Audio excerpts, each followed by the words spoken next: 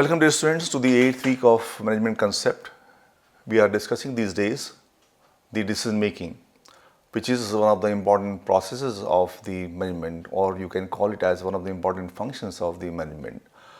Most of the functions of the organization are very closely dependent upon the decision making process. In our previous discussion, we have seen how management relies on the process of decision making through its styles. Now we are going to have a look at the conditions. These conditions are the basic prerequisites for making the process of decision making as effective as required by the industry. We all should understand at the beginning that there are some external factors. These external factors, which are popularly or very commonly come into the process of decision making, consists of the economic conditions, also the market trends, and of course, above all, the technological advancement. These are the things which are happening in business world very frequently, very regularly. So these external factors shape the context in which the decisions are to be made. So environmental conditions are important condition. Environmental conditions are important conditions for the decision making, more specifically where we can think of the economic conditions, market trend and the technological advancement, because these are the things which are going to shape the context in which the decisions are to be made in business world.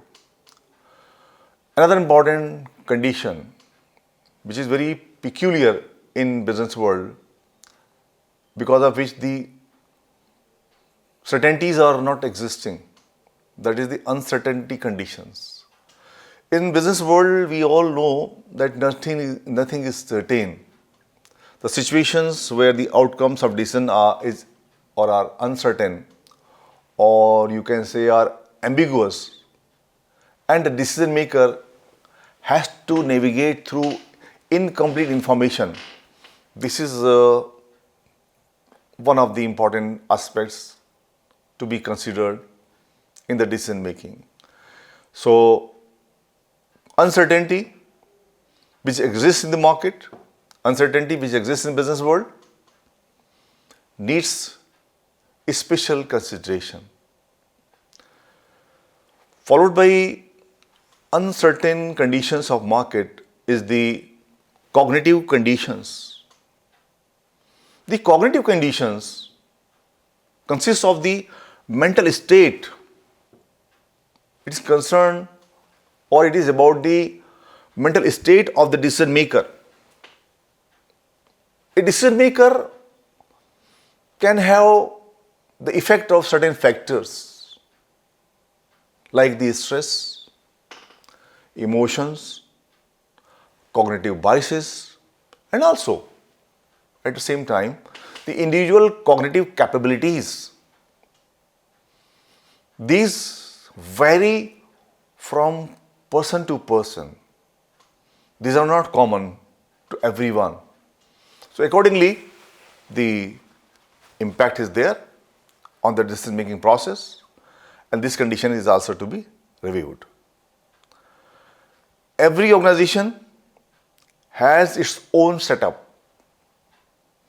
Characteristics of the organization, including the structure, culture, policies, and also the available resources,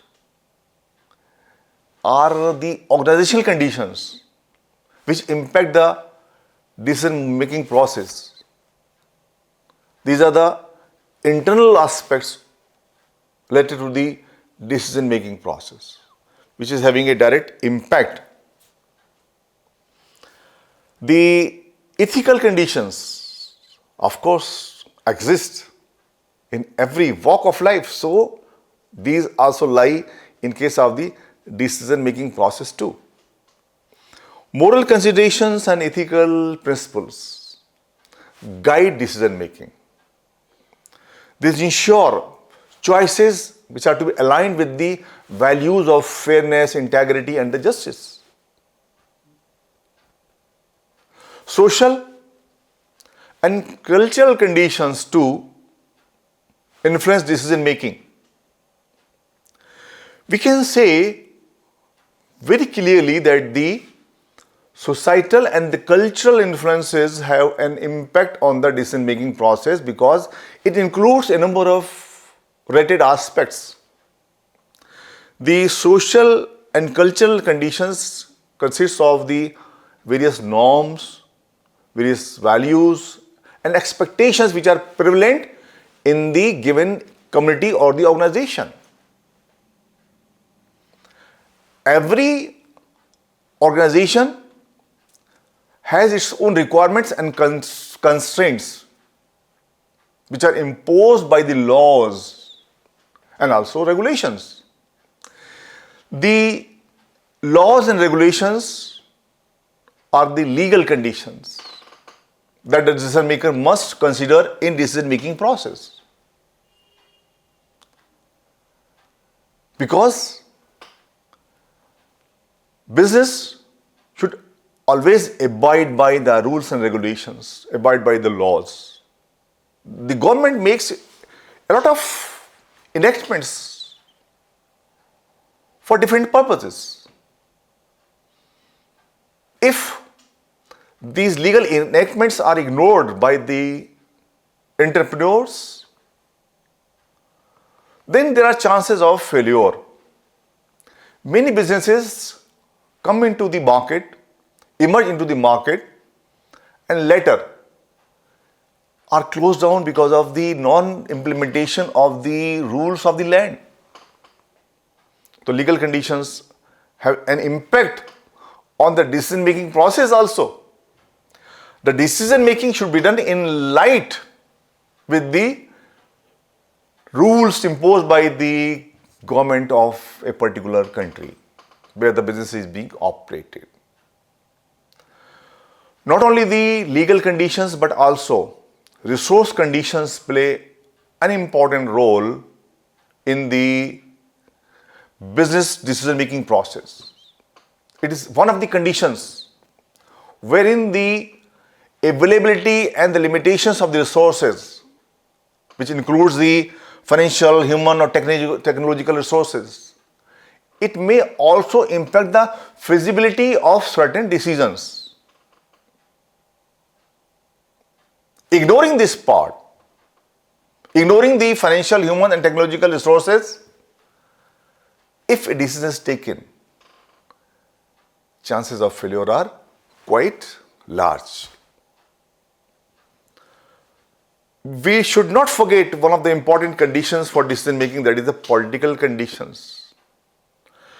Political factors are those factors which are related to power dynamics, which is related to the organizational politics, and the stakeholders' interests can influence decision making within an organization. It will not be wrong to say that it is a very important consideration to be taken into account before taking any important decision. Students, now we are going to look at 5 important types of the decision makers. Decision makers are not of one category. There are 5 special categories where we can place these decision makers, like the visionary, guardian, motivator, catalyst, and also flexible. We can see who are the visionary decision makers. I want to tell you here that the business requires radical changes. Business requires quick and critical decisions. Those people who prefer to thrive on the radical changes and prefer quick decision or critical decision making, they are called as the visionary decision makers. Their approach is little advance in nature. Guardian world itself indicates the meaning of this category of the decision makers. Guardian decision makers generally prioritize balance. They generally prefer fairness and also listening to the diverse options. They treat cautiously in uncertain territories and they favor continuity over abrupt changes, which may cause some kind of mismanagement in the organization if it is not done. So their approach is the approach of balance. Another important category of the decision makers is the motivators.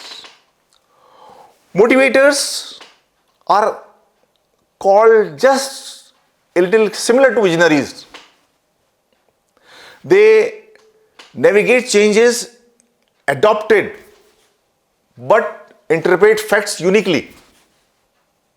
They navigate changes adeptly but interpret facts uniquely. They excel in storytelling and crafting ideas that inspire the action. Their approach is slightly motivating. Their approach is slightly encouraging. Followed by motivators are the catalysts. Catalyst decision makers emerge as a well-balanced leaders. These well-balanced leaders have a sense of responsibility and resistance to extremes. They bring changes as per the requirement. That is why they are called as the catalyst decision makers. And also, lastly, one more category has been in the picture about the decision makers, and that is the flexible decision makers. The flexible decision makers comfortably handle uncertainties of business. And also, the flexible decision makers excel at evaluating numerous alternatives. There seems no rigidity in their approach while taking decisions. That is why they are called as flexible. And when they are flexible, they are doing everything comfortably. They are not in a hurry. They get things done in a systematic way.